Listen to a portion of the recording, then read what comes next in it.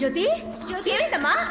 అయ్యో జ్యోతి, నువ్వెందుకమ్మా ఈ రూమ్ వచ్చావు? జాగ్రత్త, మేమెవరూ ఈ రూమ్ లోకి రాము. నువ్వెందుకమ్మా వచ్చావు? దెబ్బేం తగలలేదుగా?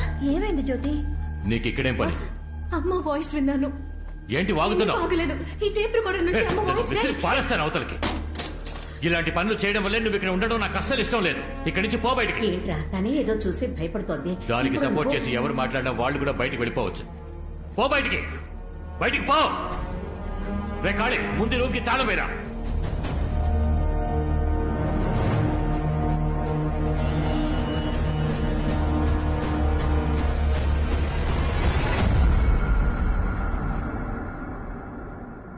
జ్యోతమ్మా,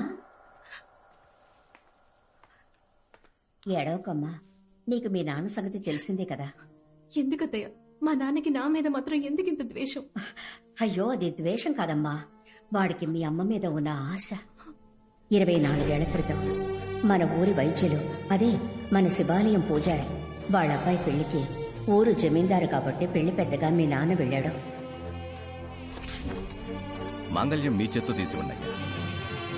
మాంగళ్యం ఇవ్వాల్సిన చేతులతో తన అందానికి మైమర్చిపోయి తన మెళ్ళో తాళి కట్టేశాడు. అయ్యా, మీరేం చేస్తున్నారు? అయ్యా, ఏంటిది? ఎంత పని చేశారయ్యా? నేను ఆశపడి పిల్లని అడుగుదాం అనుకున్నప్పుడు మీరు ఈ పెళ్లి నిర్ణయించారు. ఏం దిగులు పడకండి, నేను తన్ని మహారాణిలా చూసుకుంటాను. అన్న మాట ప్రకారం తన్ని మహారాణిలా చూసుకున్నాడు. ఒంటి మీద కనీసం ఒక ఈగను కూడా పడనివ్వలేదు. అంతెందుకు, ఒకరోజు అందరి కళ్ళు కప్పి మీ అమ్మని లేపుకెళ్ళిపోవడానికి ఆ పూజారి కొడుకొచ్చేశాడు. కోపంలో మీ నాన్న వాడిని చితకబాది వాడికి స్పృహ లేకుండా చేసేశాడు.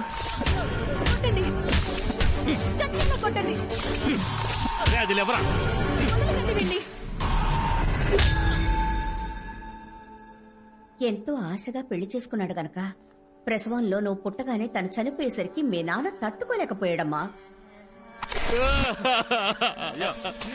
తనతో పాటు నన్ను పూర్తి చేయండి రా.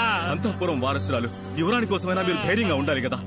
ఆ పిల్ల గురించి మాట్లాడకండి, దానివల్లే నా ఈశ్వరు నాకు దూరం అయిపోయింది.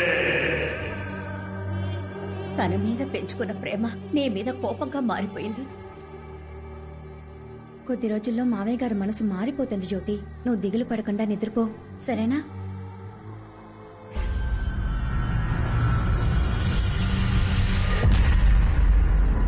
బాసు, మీకో విషయం తెలుసా? ఈ అంతఃపురం కట్టేటప్పుడు మా తాతకి తాతే ఇక్కడ మేస్త్రిగా పనిచేశాడు. బుద్ధి లేనేదవా, కాంపౌండ్ వాళ్ళు ఇంత పెద్దదిగా కడతాడా?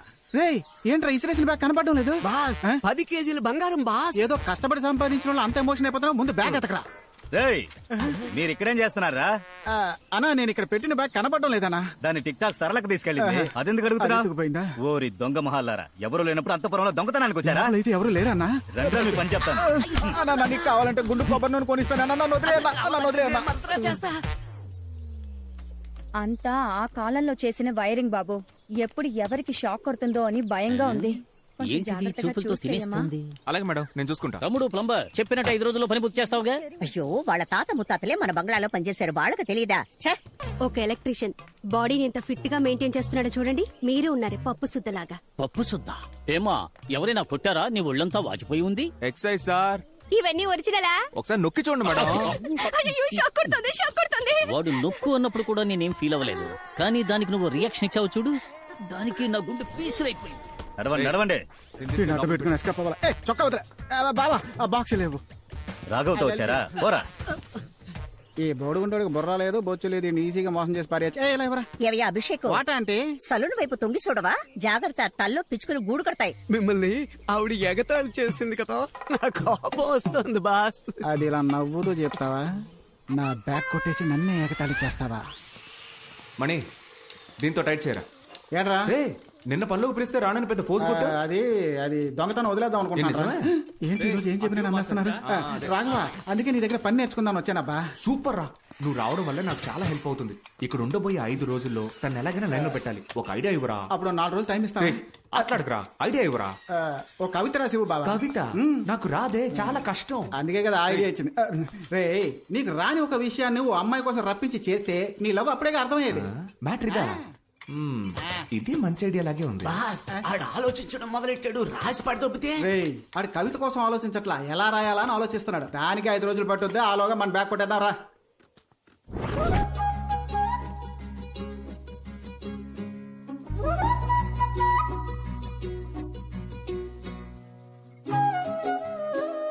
రాఘవ ఏంటి ఇలా వచ్చావు?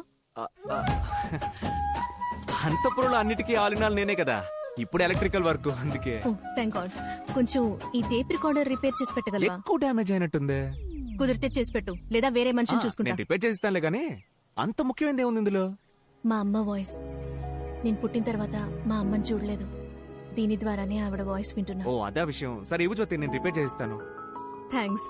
ఉండి ప్యాక్ చేస్తా.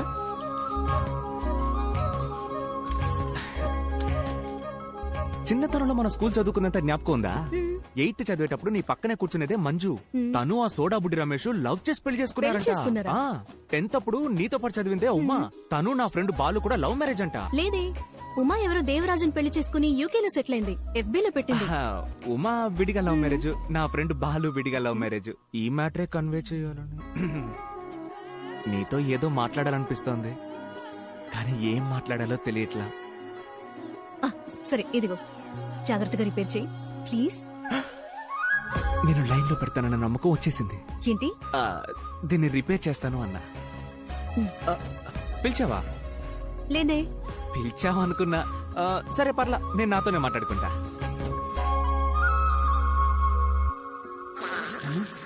ఏంటా సౌండ్? ఉన్నపోతే ఏదైనా ఈంతుందా ఏంటి?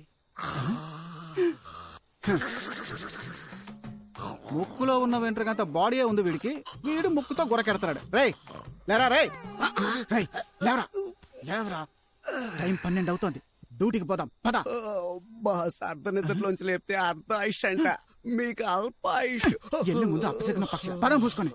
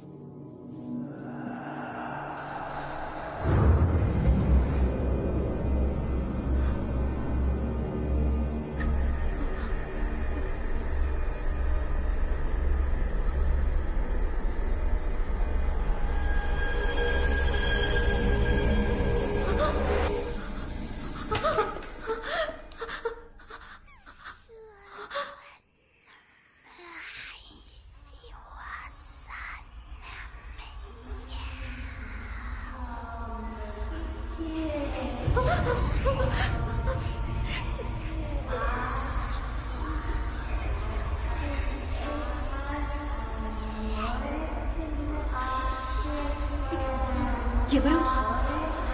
ఎవరది?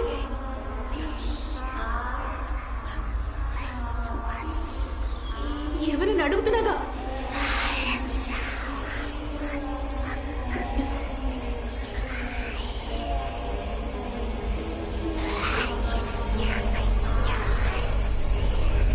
ఏం చేస్తున్నావు జ్యోతక్క?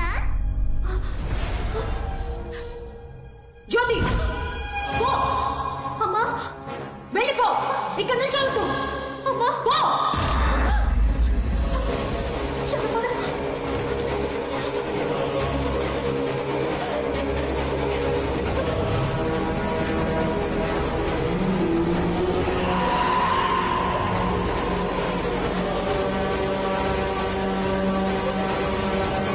రాఘవ, ఇక్కడే చూస్తున్నావు. నీ టేప్ రికార్డర్ రిపేర్ చేయడం పూర్తయింది, పాటలు బాగా వినిపిస్తున్నాయి. ఇప్పుడే చెక్ చేసి చూడవా? ఇదిగో. తర్వాత చెక్ చేస్తాలే, ఇవ్వు. ఏ జ్యోతి, మొట్టమొదటిసారి ఒక కవిత రాశాను, బాగుందో లేదో ఒకసారి చదివి చెప్పవా? ఏ టైంలో ఏం మాట్లాడాలో తెలియదా నీకు? ఆ? కవిత ఏ? bullshit. ఇప్పుడు మాట్లాడితే ఏ జ్యోతి? ఏంటో. రేయ్ ఇదే స్టోర్ రూమ్, ఆ టిక్ టాక్ పెంచితే అన్ని వస్తువులు ఇక్కడే దాస్తుంది. అన్న ఇంకాసేపట్లో పెద్ద లక్షాధికారి కాబోతున్నాడు. ఎవరికన్నా నిన్ను లేపి తప్పు చేశాను రా, పట్టుగా. అమ్మా కరుమారి, మమ్మల్ని కరుణించు. ఇప్పుడు హలో అయ్యో, ఎవరో వస్తున్నారా? హలో. అరే సిగ్నల్ దొరకడం లేదే, ఈ మనకి ఎప్పుడు వస్తాడో అర్థం కావడం లేదే.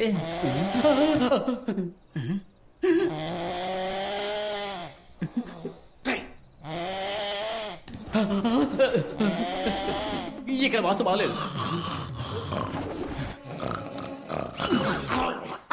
ఇంకోసారి గొరకెడితే ముక్కులో ఏలు దొప్పుతా, జాగ్రత్త. మరైతే సైలెంట్ గా నిద్రపోను బాస్. నీ టార్చర్ తో నన్ను సావదొబ్బుతున్నావురా, లేచిరారా. దేవుడా, ఎవరు డిస్టర్బ్ రే చేయ. బామ్మర్ది, ఇక్కడేం చేస్తున్నావురా? అంటే నీ కంపెనీ పేరు డోర్ మీద రాస్తున్నాడు బావా, నీకు పబ్లిసిటీ అవుతుంది కదా. నువ్వు ఇంకా నిద్రపోలా? మనసు అదోలా ఉందిరా. ఏ నువ్వు చెప్పినట్టే కవిత రాసి ఇవ్వడానికి ప్రయత్నించా, తను తీసుకోకుండా వెళ్ళిపోయింది. ఏది ఆ కవిత చూపించు. రామ్మ మరదలు, నీ బావ పక్క సింగిల్. అదిరింది కదరా, రా వెళ్ళిచ్చేద్దాం. ఇద్దాం బావా, కానీ ఇది ఇవ్వడానికి ముందు తన మనసులో ఉన్నవో లేదో తెలుసుకోవాలి కదా. అది మనం ఎలా తెలుసుకోవడం? అదే చూడు, నీకున్న బ్రెయిన్ కి అదిరేట్ ఐడియా వస్తుంది, నువ్వు వెళ్ళి ఆలోచించు. పో, పో, పో. ఏంట్రా? కవిత చక్కగానే ఉంది, వెళ్ళి ఇచ్చేవచ్చు. కవిత రాది, అది ఆ పిల్ల చదివింది అనుకో మనందరినీ తన్ని తరిమేస్తుంది. అందుకే వాడిని దారి మళ్ళించి పంపించా. ఇంకో 2 రోజుల వరకు ఇటువైపు రాడు. Don't disturb. ఐడియా వచ్చేసింది రా, పద వెళ్దాం. ఈ రోజు మాత్రం నీకు ఎందుకు వెంటనే వస్తుంది. రారా వెళ్ళి టేస్ట్ చేద్దాం. Butter biscuit.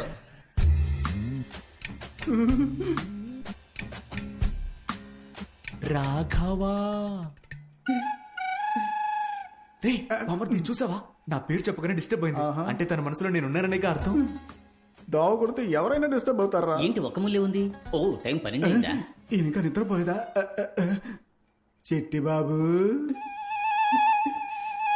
బాబా చూసావా, చిట్టు బాబు అనగానే నీ ఫిగర్ భయంకరంగా డిస్టర్బ్ అయింది. ఎవడ్రా వాడు?